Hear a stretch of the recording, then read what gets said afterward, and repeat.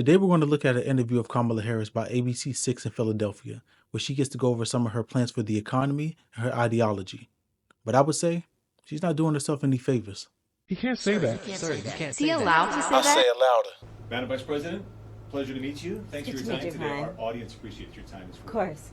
As you know, we're sitting here in a state and arguably in front of an audience that 54 days from now could decide the outcome of this presidential election. Yeah. You hear it more than I do.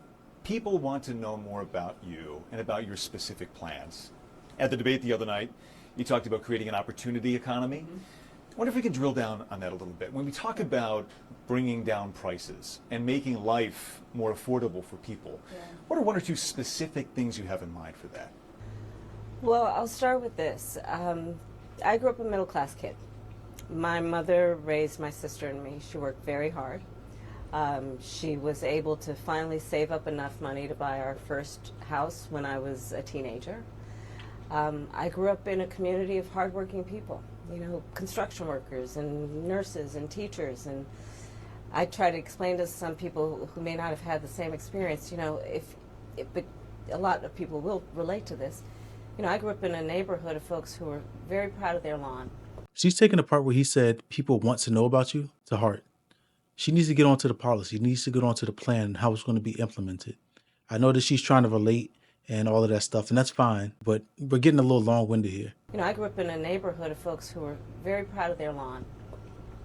What? And I was raised to What is she believe and talking to about? know that all people deserve dignity. And that we as Americans have a beautiful character. We have ambitions and aspirations and dreams, but not everyone still haven't got to the necessarily point. has access to the resources that can help them fuel those dreams and ambitions. So when I talk about building an opportunity economy, it is very much with the mind of investing in the ambitions and aspirations and the incredible work ethic of the American people, and creating opportunity for people, for example, to start a small business.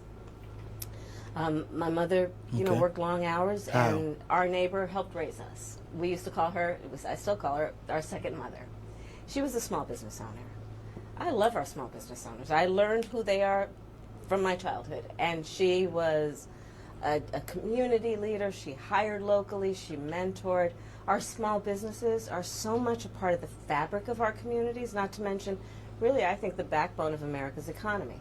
So my opportunity economy plan includes giving startups a $50,000 tax deduction to start their small business. It used to be $5,000. Nobody can start a small business with $5,000. She's loud and wrong. She said she wants to give $50,000 to small businesses. That's a lot of money. That's great. But then she said nobody can start a business with $5,000. I would argue that if you're a small business, if you're starting out, you will want to start with $5,000 rather than 50. There's a book by Damon John called The Power of Broke. And in the book, he talks about how people, when they're starting businesses, you want to start small, right? From a grassroots level. Let's say you have $100, you put it into your business. You get back $200. Then you put $200 in the business, and you get back $400. You want to start with as little as possible so that you can make a proof of concept. You don't want to go and have $50,000, blow it, and still not make any progress in the business. Are there businesses that are going to require $50,000 or more? Absolutely. But if we're talking about small business, somebody starting a bakery, somebody starting a lawn care business, somebody starting a power washing business, things like that, you're going to want to start with a little bit of money and build it as you go. So $50,000, while it is a lot of money and it is a good start, right? 50 is more than 5. It's not always good to start with a big windfall of money. That way, you know that you're bringing in money and what you're building is self-sustainable. But investing in people's innovative ideas and giving them the ability to go for it. Opportunity economy means, look, we don't have enough housing in America. We have a housing supply shortage. And what that means, in particular for so many younger Americans, the American dream is elusive. It's just actually not attainable. So part of my plan is to work with the private sector and housing developers to give them a tax credit, to be able to partner with us as the government, to build, and my goal is 3 million new homes by the end of my first term. In addition, to help people who just want to get their foot in the door, literally. And so giving first-time home buyers a $25,000 down payment assistance to be able to just get in the door, and then they will do the work that they need to do to save and to pay that mortgage and to build wealth for themselves and their family. These are some. She said she wants to give $25,000 to first-time homebuyers, but I don't know how good of an idea it is, and I'm gonna tell you why. If you can't save up enough for a down payment on a home, you're already behind the curveball. Because once you get into that home, you're gonna have additional expenses that you have to pay, right? You're gonna have to have savings for maintenance and repairs on the house. So if you already can't save up enough for a down payment, that's showing that you have the inability to maintain a home. When you're renting, that maintenance is already packed into your rent so that whoever owns that unit that you're renting can perform that maintenance. But when you're the home buyer, you have to account for all of that stuff yourself. And if you can't save up enough for a down payment, then you're probably not going to be able to save up enough for maintenance and repairs down the line. And I just did a video about that. I'll link it up in the cards and down in the show notes. Yes, that $25,000 is going to help when you first get into the home with your down payment assistance. But that's not the end all be all. I'm not saying that I don't want people to be able to have their own space and things like that. It's a wonderful thing to be able to move out of your parents' homes and sustain yourself and build a family. That's all good and well. The problem is that, can you afford it? Can you afford to sustain yourself and not be a burden on yourself and other people? Are you going to move into this house, realize that it costs a lot more than you initially thought it did, and then have to move back out? I would say that moving in and being foreclosed on is an even worse experience than not ever having a home in the first place. Some examples of what I mean when I talk about an opportunity economy, and a lot of it has to do with just the community I was raised in and the people that I admired, who work hard, and deserve to have, their dreams fulfilled because they're prepared to work for it. You talked at the debate and at previous appearances about turning the page on the past. And in fact, here today in Johnstown, you're talking about a new way forward. Yeah. I think some people have a question, given maybe your current role as Vice President of the United States, how different you are from Joe Biden. And so I wonder if there are one or two spots, policy areas or approaches where you would say, I'm a different person. Well, I'm obviously not Joe Biden. And, I offer a new generation of leadership. And so, for example, thinking about developing and creating an opportunity economy where it's about investing in areas that really need a lot of work.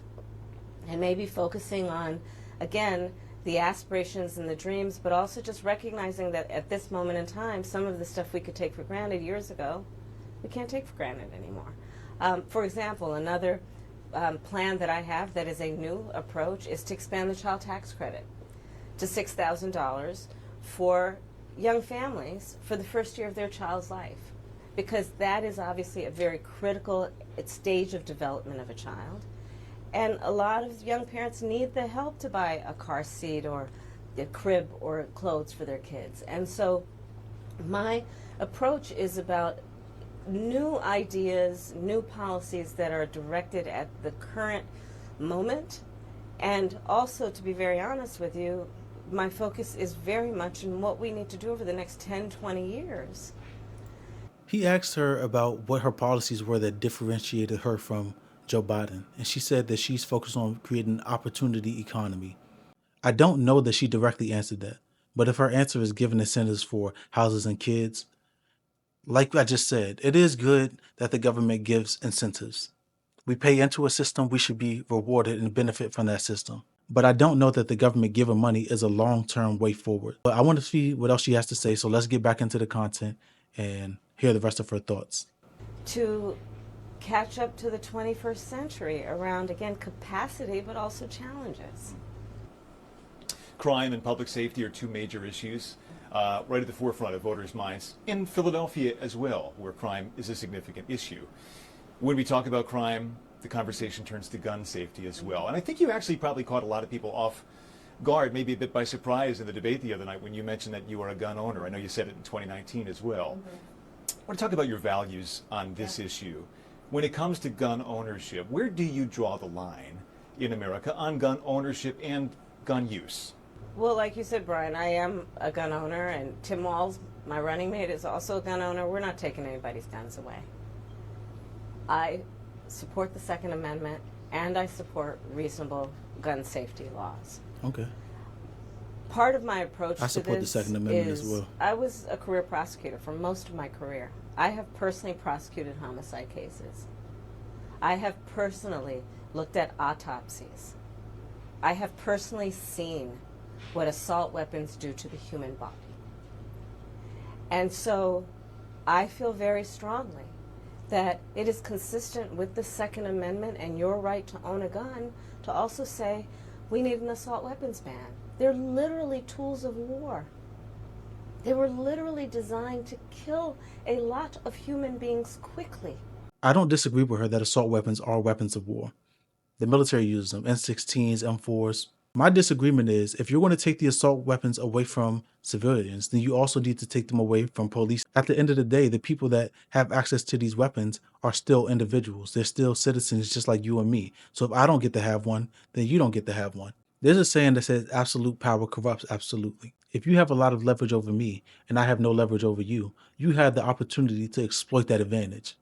But if we're on a level playing field, there are checks and balances. And I think in general, everybody should have gun safety training. Everybody should own a firearm. Everybody should know how to protect themselves and their family if a situation comes to that. That's why we have the situation between all these countries with nuclear warheads. They know that if they press their red button, we're going to press our red button and nobody's going to survive the situation. Instead of saying, hey, we need to take away this certain type of weapon, why don't we give more access to the people that are going to be responsible with it? Because the criminals, if they want to get their hands on it, they're going to do that one way or another. The best way forward is to arm and educate the people that are going to be responsible with the weapon so that if a situation occurs, they can defend themselves and others. I say we need universal background checks. The majority of NRA members support that. Why? Because it's just reasonable. You just might want to know. It is reasonable. Before I someone agree. can buy a lethal weapon, if they've been found by a court to be a danger to themselves or others, you just might want to know. Two final questions, if I might. Sure. On the appeal of the man you were running against, as you drove here today, you likely saw a lot of Trump signs. Mm-hmm. He has an historic appeal in this country. And as you are someone running against him and trying to understand that, I wonder how you distill it. What do you understand his appeal to be? And how do you speak to his voters? Or maybe people who just share his values but are open to something else? How do you speak to the people in the middle? Based on experience and a lived experience. No. In my heart, I know, in my soul, I know that the vast majority of us as Americans have so much more in common than what separates us. And I also believe that I am accurate in knowing that most Americans want a leader who brings us together as Americans and not someone who professes to be a leader who is trying to have us point our fingers at each other. I think people are exhausted with that approach, to be honest with you. I think people want a leader who has common sense and tries to find common ground. I'm supported by over 200 Republicans who worked for both Presidents Bush, John McCain, Mitt Romney. I'm supported by the former Vice President Dick Cheney, former Congress member Liz Cheney. And I think people are... She's talking about how she's supported by all of these, what people will call establishment Republicans. I don't think that's a good way to speak to those middle ground voters that are stuck between Trump and Kamala and don't know which way they're going to go. One of the things that makes Trump so appealing to people is that they feel like he's real. He's giving you the real raw look at who he is and what he thinks and how he feels about things. What he's saying is resonating with people. So shooting off a list of establishment Republicans that are backing you and agree with you over Trump is just not the play that I would have suggested. But I'm not a politician. I'm just a guy. More willing now, in light of the hate and division that we see coming out of Donald Trump, to say, hey, let's put country first. And I think that just makes us stronger and more healthy as a country. To say, look, we can all debate our differences around, various policies, but let's stop with the division. Like, enough of that. Let's bring everybody together. And finally, as you introduce yourself to America in a new way, they've heard much of your story at the Democratic National Convention and in that debate earlier this week. If there's one thing that you wish Americans knew about who Kamala Harris is that you don't think they know yet, what would that be? She grew up in. I don't know. I've been. She said she grew up in a neighborhood where people cared about their lawns. When he asked her in the beginning what people would like to know about her or tell her backstory. What would that be? I don't know. I've been. Probably it's not very different from anybody watching right now. I love my family. One of my favorite things that I lately have not been able to do is Sunday family dinner. I love to cook. I have incredible friends. My best friend from kindergarten is still my best friend. I think that, I have a career that really, and I said it the other day, as a career prosecutor, I never asked a victim of crime, were they a Republican or a Democrat. The only thing I ever asked them is, are you okay? And I think that's the approach that most Americans want, regardless of who they voted for in the last election, in terms of turning the page and charting the way forward. I imagine you're looking forward to cooking Sunday dinner again. I am looking for it. Yes, I am looking forward to cooking. With the whole family gets involved, the kids each have their role. Okay, so that's the end of the content. I've told you what I think. You let me know what you think down in the comments. Till next time. Peace.